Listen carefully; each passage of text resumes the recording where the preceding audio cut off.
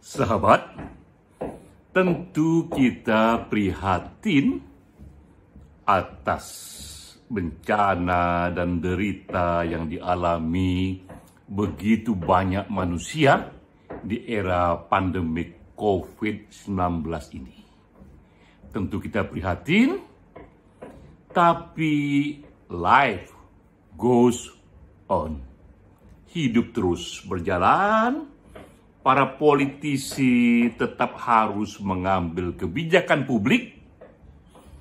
Para ilmuwan tetap harus merenung, datang ke library atau ke universitas untuk menciptakan penemuan. Dan para seniman tetap harus terus membuat puisi, membuat lagu, membuat novel, cerpen, dan pencapaian pribadi. Aneka pencapaian pribadi itu patut dirayakan. Karena segala hal dalam dimensi hidup manusia ini harus terus berjalan walau di era pandemik sekalipun. Ini respon pertama saya mengapresiasi berita di BBC. Dikatakan di sana bahwa Jimmy Carter dan Rosalind merayakan 75 tahun perkawinan mereka. Ini beritanya dari BBC. Ini foto Jimmy Carter dan istrinya Rosalind. Mereka merayakan 75 tahun perkawinan. Ini satu pencapaian pribadi yang luar biasa, yang tentu saja patut dirayakan, dan memang yang berbeda hanya saja bentuk perayaannya dirayakan di era pandemik. Tentu kalau di Indonesia itu harus memenuhi aneka kaidah-kaidah protokol kesehatan. Tentu juga di Amerika, walaupun di Amerika sekarang ini sudah terjadi perubahan drastis sekali dalam rangka recovery lepas dari pandemi. 75 tahun pernikahan dirayakan, dan mereka, Jimmy Carter dan istrinya, sudah berencana merayakannya di sekolah SMA mereka dulu ketika mereka pertama kali berinteraksi secara intensif, ya. Dan mereka hanya mengundang teman-teman, sahabat-sahabat, lingkungan dekat, keluarga. Karena 75 tahun perkawinan sudah mereka lewati, mereka ingin berbagi rasa bersyukur. Saya ceritakan dulu sedikit tentang Jimmy Carter ini. Jimmy Carter adalah presiden Amerika di tahun 77 sampai tahun 81. Berarti ia sudah selesai, tak lagi menjadi presiden, itu 40 tahun yang lalu. Jika kita baca data dan sejarahnya, Jimmy Carter ini bukanlah presiden yang besar. Itu terlihat dari dua hal, ya. Rating atas approval-nya, sukses atau tidak ia memimpin dari kacamata publik luas, juga dari kacamata para ahli, ia dianggap biasa-biasa saja. Malah rating approval-nya itu turun di atas 30% dibandingkan ketika ia pertama kali datang ke istana. Ia datang ke istana, ia pergi ke istana, 30% selisih approval ratingnya menurun. Itu sedikit pertanda bahwa memang di mata publik luas ia tak dianggap berhasil. Dan juga ia pun dikalahkan dalam pemilu presiden yang kedua. Jika ia berhasil, so pasti, hampir pasti ia akan terpilih kembali. Tapi Jimmy Carter adalah contoh kasus presiden yang tak terpilih kembali ketika ia mencalonkan untuk kedua kalinya. Jimmy Carter sebagai presiden, ia bukan pemimpin yang besar. tapi sebagai pribadi, ia manusia yang besar. Nah, ini pula satu poin yang penting untuk kita hayati, bahwa kita mungkin tidak berhasil sebagai presiden, tak berhasil sebagai pengusaha, tak berhasil sebagai apapun profesi kita, tapi kita tetap bisa berhasil sebagai manusia, sebagai pribadi. Dua indikatornya. Ketika Carter tidak lagi menjadi presiden di tahun 81, di tahun 82 ia membuat Carter Center. Ini semacam lembaga non-profit, dan ia katakan ia masih cukup muda untuk tetap ikut menyumbangkan semua kapasitas dan pengalamannya untuk ikut membangun tak hanya negaranya tapi juga dunia. Karena itulah ia membuat lembaga non-profit. Karena concernnya itu, maka lembaga ini memang dikhususkan untuk membantu berbagai negara dalam rangka transisi demokrasi yang sehat, juga mempromosikan nilai-nilai hak asasi manusia, juga ikut dalam berbagai program kemanusiaan, terutama yang berhubungan dengan kesehatan. Dan ia declare ia akan berikan bantuan bersama timnya itu kepada 80 negara. Itulah kegiatan Carter ketika ia tak lagi menjadi presiden. Dengan kegiatan ini, ia berkunjung pada begitu banyak negara. Termasuk sempat yang dikunjunginya adalah Indonesia. Ketika di masa-masa awal, Indonesia akan menerapkan satu demokrasi langsung, satu demokrasi demokratis ya, yang membawa kita pada situasi sekarang ini. Jimmy Carter mengerjakan itu dari tahun ke tahun dengan hatinya, dengan komitmennya. Dana tak langsung dari lembaga dia, tapi Jimmy Carter karena juga pengalamannya sebagai presiden, jika ada masalah, ia bisa mendefinisikan apakah masalahnya pada masalah keuangan, ataukah pada perlunya satu keputusan di tingkat politik tingkat tinggi, ataukah pada lobby-lobby yang lain. Nah, ia dengan mudah mencarikan akses untuk itu. Karena itulah peran Jimmy Carter dalam ikut menciptakan dunia yang lebih demokratis, yang lebih mengapresiasi hak asasi, yang lebih damai, itu dipuji. Dipuji bahkan juga oleh banyak sejarawan. Tak heran, 20 tahun kemudian setelah ia mundur dari presidensi, ketika setelah ia menciptakan lembaga non-profit ini, 20 tahun kemudian di tahun 2002, Carter mendapatkan hadiah Nobel untuk perdamaian. Ini hadiah ia dapatkan bukan ketika ia menjadi presiden, tapi 20 tahun setelah ia menjadi presiden, bukan juga karena kerja-kerja presiden, tapi kerja-kerjanya selaku pribadi, selaku manusia, selaku diri yang peduli pada situasi dunia. Itulah yang saya katakan, ia adalah manusia yang besar. Hal kedua yang juga membuat dia menjadi manusia yang besar adalah kemampuannya membina cinta jangka panjang. Dan itu yang ia sekarang ini selebrasi, yang ia rayakan bersama istrinya. Mereka berdua sama-sama merayakan 75 tahun pernikahan. Bukan main. Ini bukanlah hal yang mudah. 3 hal mengapa bukan hal yang mudah untuk bersama istri kita merayakan 75 tahun perkawinan.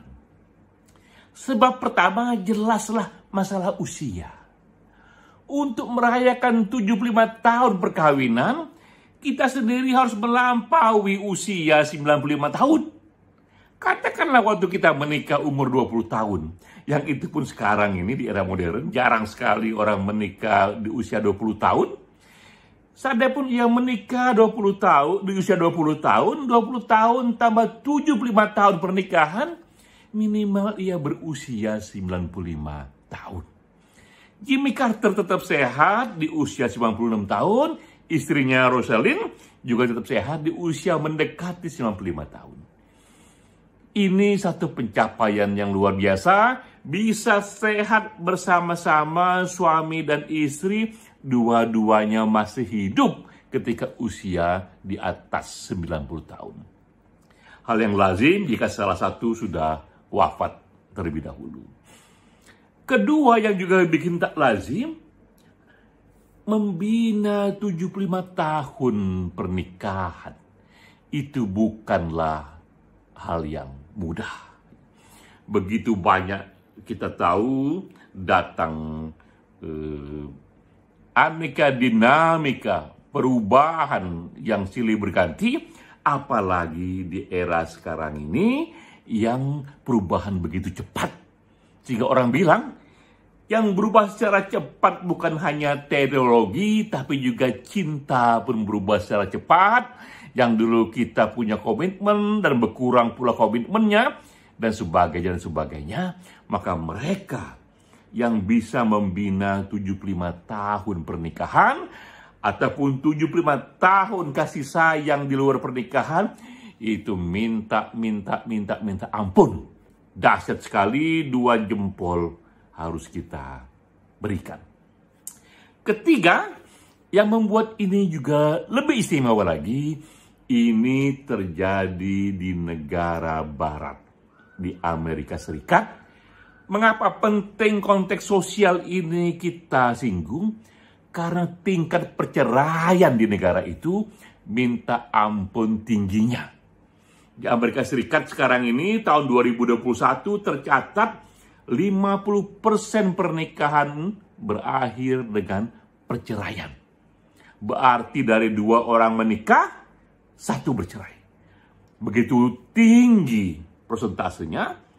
Di Luxembourg itu lebih jauh lagi, 87% dari yang menikah bercerai. Juga di Italia, juga di Prancis, juga di Rusia, di negara-negara ini mereka bercerai 50% ke atas. Ini juga satu fenomena yang menarik. Mengapa di negara-negara yang minta ampun maju secara ekonomi, maju secara teknologi, pengetahuannya juga minta ampun paling maju, mengapa justru dalam kultur ini para pribadi-pribadi kesulitan membina hubungan kasih sayang jangka panjang, kesulitan memelihara api komitmen jangka panjang. Menikah setahun, 5 tahun bercerai, 5-10 tahun bercerai. Tinggi sekali tingkat perceraiannya. Apa gerangan yang terjadi dengan kisah cinta di negara-negara yang tinggi tingkat peradabannya? Jimmy Carter adalah sebuah perkecualian. Ia tunjukkan, ia mantan presiden, ia juga tinggal di negara barat, toh ia bisa tetap mesra dengan kekasih tercintanya yang juga istrinya setelah melewati 75 tahun pernikahan. Bahkan ia tetap menuliskan puisi buat istrinya. Jadi Jimmy Carter ini jangan juga dilupakan. Ia memang presiden, tapi ia pun menulis 30 buku, termasuk buku puisi. Dalam perayaan ini ia tampilkan itu. Puisi pertama yang ia buat untuk calon istrinya, waktu itu masih menjadi kekasihnya. Dan puisi terakhir, dikatakan terakhir karena itu yang terakhir kali ia tulis ya. Terakhir dia buat puisi itu ketika merayakan 75 tahun pernikahan. Salah satu bunyi kutipannya ia katakan, istriku, bahkan di saat kita menua dan rambutku penuh uban, kau masih bisa membuat burung-burung lupa bernyanyi. Bukan main. Ini dipersembahkan oleh Jimmy Carter kepada istrinya yang sudah menemaninya selama 75 tahun pernikahan. Apa yang membuat mereka bisa bertahan lama? Nah, ini yang penting. Ini yang juga inspiratif. Apa yang bisa membuat sebuah perkawinan bertahan lama? Jimmy Carter dan istrinya memang diwawancara oleh wartawan, ya. Istrinya terutama mengatakan bahwa kami melakukan hal-hal secara seimbang, banyak hal yang kami kerjakan sama-sama, tapi kami pun sejak dulu juga punya komitmen memberikan space, memberikan ruang kepada setiap pribadi dari kami untuk melakukan hal-hal yang berbeda. Bahwa kita tidak harus sama tentang segala hal. Bersahabat, apalagi ini bersuami istri, tidak harus sama dalam segala hal. Ada hal-hal yang kita bisa sama-sama, ada hal-hal yang kita berbeda, dan biarkanlah itu masing-masing tumbuh dengan personalitinya. Seperti yang dikatakan Khalil Gibran, biarkan dua senar gitar itu melantunkan bunyi yang berbeda. Tapi justru ya bagus karena dua bunyi yang berbeda itu mereka berbunyi secara harmoni. Jadi yang penting harmoni. Tak harus sama tapi harmoni. Nah itu yang ia lakukan. Para ahli juga memberikan resepnya sendiri. Apa yang membedakan mereka yang ada dalam kategori 50% yang bercerai dengan yang 50% lainnya tetap bersama-sama? Apalagi jika bisa melampaui 75%, 75 tahun perkawinan.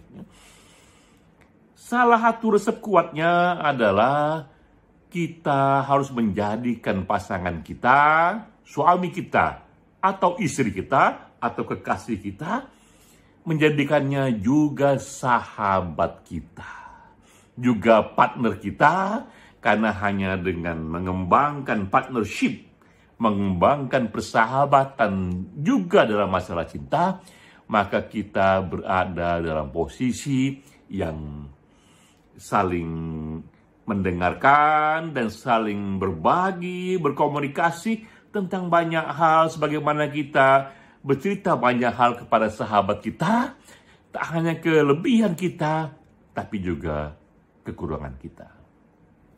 Saya sendiri sengaja membuat video soal selebrasi Jimmy Carter ini karena dua hal. Mengapa ini penting dirayakan? Karena dua hal.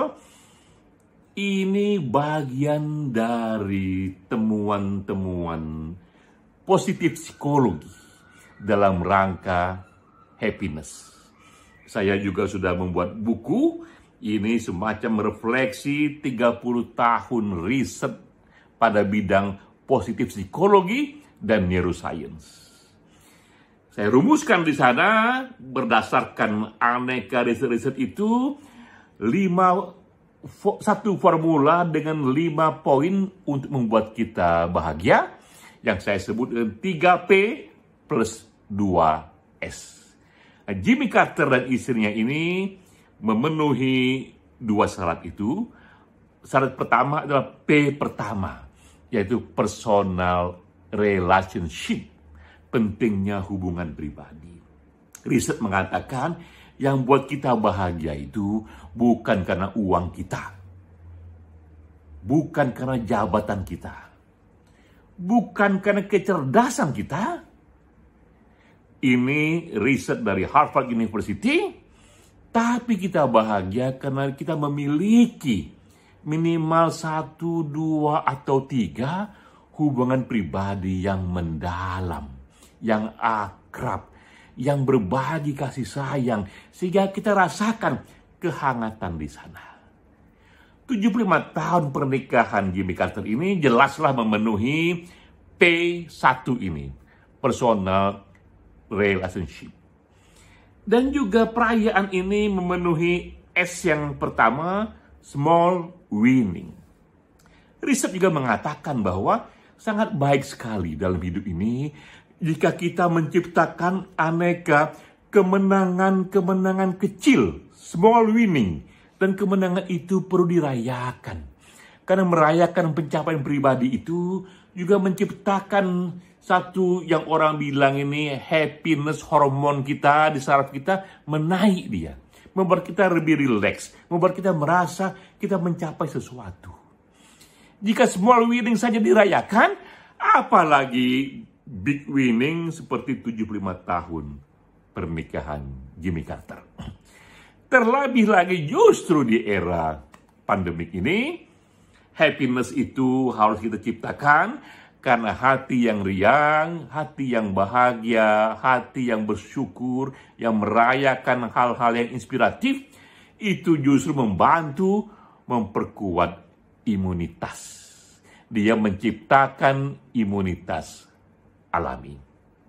Sahabat, ini inspirasi yang kita dapatkan dari 75 tahun pernikahan Jimmy Carter dan istrinya, bahwa di era pandemik pun banyak hal-hal yang tetap harus kita rayakan. Saya Denny JA, ini video ke-7. Di hari ke-7 kita lakukan working from home dari 3 Juli hingga 20 Juli. Saya hanya merekam kuliah pendek ini dari handphone sederhana saja, sekedar berbagi bahwa di era pandemik pun kita tetap bisa untuk kerja kreatif. Salam.